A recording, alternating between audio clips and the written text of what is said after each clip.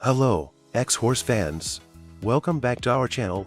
In today's video, let's talk about how to read and write EEPROM using multi-prog.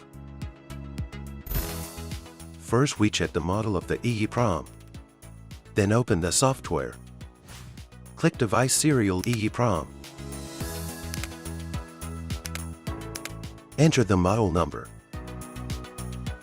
Open the details and you can see the device information, important prompt, and adapter information.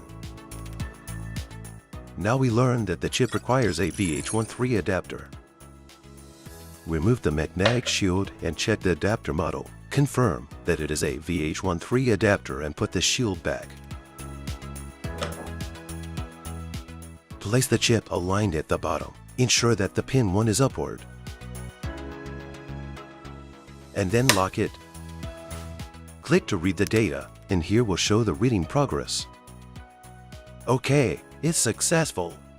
We can modify the data just like this. And click here to write it in. When we read the data again, we can see that the data has been modified successfully. Okay, that's it for today. If you have any questions or topics of interest, please leave a comment. Next video we will show you more about functions of multi-prog. See you next time.